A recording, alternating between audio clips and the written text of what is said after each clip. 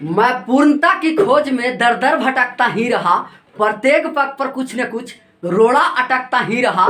निराशा क्यों मुझे, जीवन इसी का नाम है, चलना हमारा काम है, चलना हमारा काम है।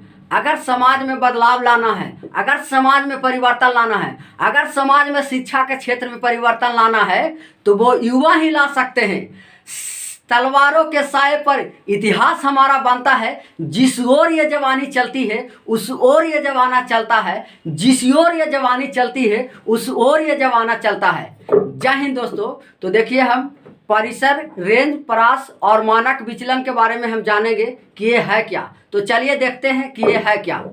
तो सबसे पहले दोस्तों हम क्या देखेंगे, सबसे पहले रेंज और परास के बारे में हम जानते हैं कि ये है क्या।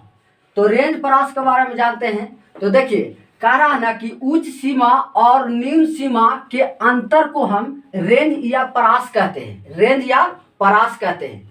उच्च सीमा और निम्न सीमा के अंतर को हम क्या कहते हैं, रेंज या परास कहते हैं, रेंज या परास कहते हैं। तो चलिए एग्जाम्पल से हम समझते हैं कि ये है क्या। तो सबसे पहले एग्जाम्पल देखते हैं। 6 है, 3 है, 11 है, 20 है, 19 है, 105 है, 108 है, 117 का रेंज क्या होगा। क्या दोस्तों पूछ रहा है, रेंज पूछ रहा है। तो सबसे पहले ये सब को क्या करेंगे, सबसे पहले यानी कि रेंज बराबर क्या होता है, रेंज बराबर होता है, रेंज बराबर क्या होता है, उच्च सीमा और निम्न सीमा के अंतर का मतलब घटाव को ही हम क्या कहते हैं, उसको हम रेंज या परास कहते हैं। यानी कि रेंज बराबर हो जाएगा उच्च सीमा, क्या उच्च सीमा माइनस निम्न सीमा, उच्च सीमा माइनस निम्न सीमा। तो देखिए क्या है, उच्च सीमा और माइनस निम्न सीमा। तो उच्च का मतलब क्या होता है, सबसे अधिक। उच्च का मतलब क्या होता है, सबसे अधिक। उच्च का मतलब सबसे अधिक। और निम्न का मतलब होता है सबसे कम। तो सबसे उच्च सीमा, तो सबसे उच्च क्या है, एराम देखिए सबसे बड़ा कौन है, तो सबसे बड़ा 117 का, 117 है तो 117 लिख दिए। अब करा अंतर, घटाव माने अंतर होता है। अब देखिए करा है निम्न सीमा, सबसे छोटा। तो सबसे छोटा इसमें कौन है, तो 3 है, तो 3 को लिख दिए। अब लिख दीजिए क्या है, 117 में से 3 घटा दीजिए तो कितना आ गया, 114। यही आपका क्या है, रेंज है, यही आपका रेंज हो गया। चलिए अगला क्वेश्चन देखते हैं क्या है। अगला क्वेश्चन कर रहा है कि 9 है, 31 है, 45 है, 17 है, 71 है, 63 है, 206 है और 309 का रेंज क्या है। तो देखिए दोस्तों, इसका रेंज यानी कि रेंज बराबर क्या होता है, यानी रेंज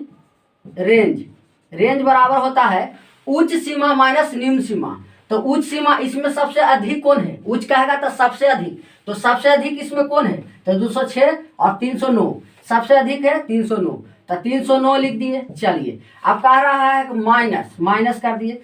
निम्न सीमा कह रहा क्या है, निम्न सीमा। तो निम्न सीमा सबसे इसमें कम कौन है, तो कहिए सबसे कम तो एरा में 9 है, तो 9 लिख दिए। अब क्या आ गया, 309 में से 9 घटा दीजिए तो कितना आ गया, 300। कितना आ गया, 300। यही आपका क्या है, रेंज हो गया। यही आपका क्या है, रेंज होगा। रेंज, परिसर या परास तीनों एक ही चीज होता है। अगला क्वेश्चन देखिए क्या है। 5 है, 105 है, 101 है, 3 है, 20 है, 17 है, 87 है, 2 है, 11 का रेंज क्या होगा, रेंज क्या होगा। तो इसको भी देखिए क्या है, यानी कि रेंज बराबर होता है, रेंज बराबर होता है उच्च सीमा माइनस निम्न सीमा। तो सबसे अधिक इसमें कौन है, तो सबसे अधिक 101 है। और सबसे कम कौन है, तो सबसे कम यहाँ देखिए 5 है, 2 है सबसे कम, तो 2 लिख दिए। अब कितना आ गया, 101 में 2 घटाइएगा तो कितना आ जाएगा, 99। तो यही आपका आंसर है, क्या रेंज आ जाएगा, 99 आ जाएगा। क्या आया, 99 आ गया। तो चलिए अब नेक्स्ट हम मानक विचलन पर। तो नेक्स्ट है मानक विचलन। तो देखिए, मानक विचलन निकालने के लिए सबसे पहले हम औसत को निकाल लेते हैं, और औसत निकालने के बाद मानक विचलन आसानी से हम निकाल लेंगे। तो सबसे पहले हम औसत निकालते हैं, क्या है, तो सबसे पहले एग्जाम्पल से समझते हैं। तो एग्जाम्पल है 9, 11, 10, 11, 9, 16 का मानक विचलन क्या है, मानक विचलन क्या है।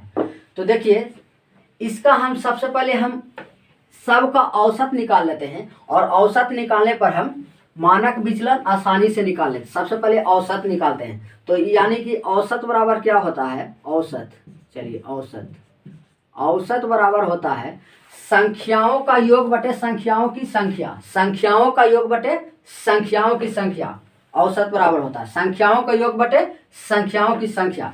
तो इसका योग करेंगे, सबको क्या करेंगे, जोड़ेंगे, तो सबको जोड़ लेते हैं, क्या आता है, तो 9 और 11 कितना हो गया 20, और 20 10 30 हो गया, और 30 20 50, और 50 16 जोड़िएगा तो कितना आ गया 66 आ गया। चलिए 66 लिख दिए।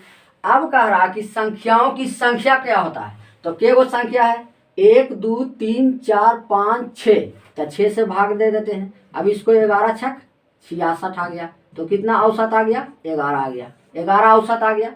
अब हम मानक विचलन आसानी से निकालते हैं, तो मानक विचलन बराबर एक फार्मूला होता है, क्या होता है, तो कह रहा है अंडर रूट औसत माइनस ए, औसत औसत माइनस ए प्लस औसत माइनस बी प्लस औसत minus C plus dot dot dot औसत माइनस डी प्लस औसत माइनस सी, ऐसा ही जाते रहेगा। अब बटे एन, तो देखिए जहां ए क्या है औसत है, ए क्या है औसत है, और एन क्या है संख्याओं की संख्या है। तो हम यहाँ निकालते हैं, औसत तो निकल गया, अब हमको मानक विचलन निकालना है, तो मानक विचलन लिख देते हैं, मानक विचलन, विचलन, मानक विचलन लिख देते हैं। अब मानक विचलन बराबर फार्मूला होता है, क्या होता है, तो होता है कि अंडर रूट लगा दिए।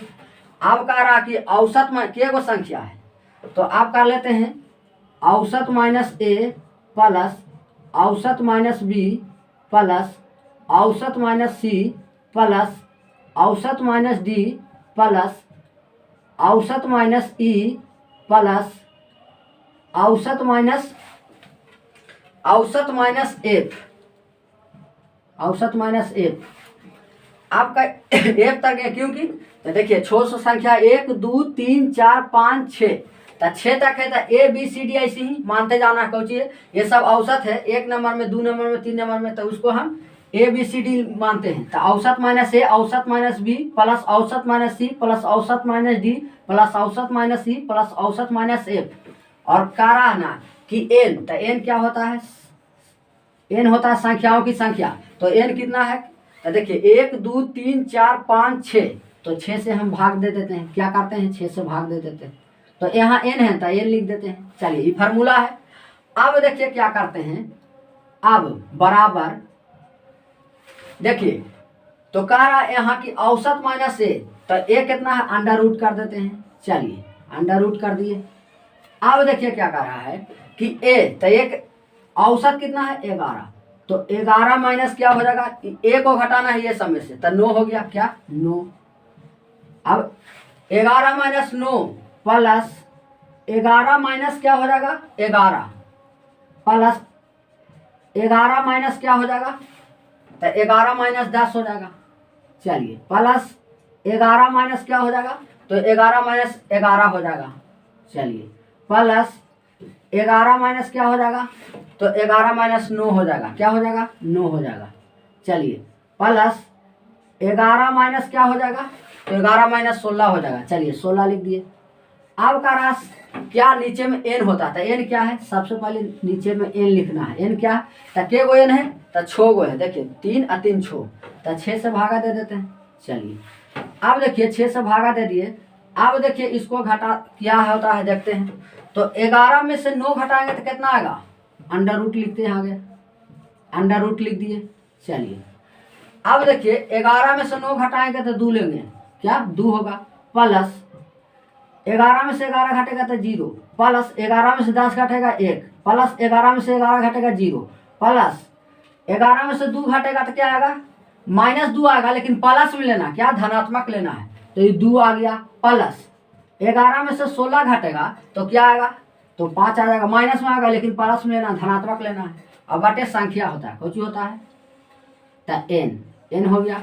अब देखिए क्या करते हैं, तो सबसे पहले इसको क्या करते हैं, बराबर सबको जोड़ लेते हैं, तो 2 1 3 और 3 2 5 और 5 3 8 होगा, कितना आ जाएगा, 2 1 3 और 3 3 2 5 अब 5 3 क्या हो गया 8 हो गया, तो √8 लिख देते हैं। क्या लिख देते हैं 8 लिख देते हैं। चलिए √8 लिख देते हैं। और नीचे में क्या हो गया 6 हो गया। अब इसको काटते हैं तो 4 दूनी 8 हो गया, और 4 दूनी 8 और 3 दूनी 6 हो गया। तो ये क्या आ जाएगा, तो आ जाएगा √4 और बटा 3, तो ये हो जाएगा 2 बटा √3। यही आपका क्या है आंसर आ गया। यही आपका आंसर है। क्या है मानक विचलन। अगला देखते हैं क्या है। अगला देखते हैं क्या है।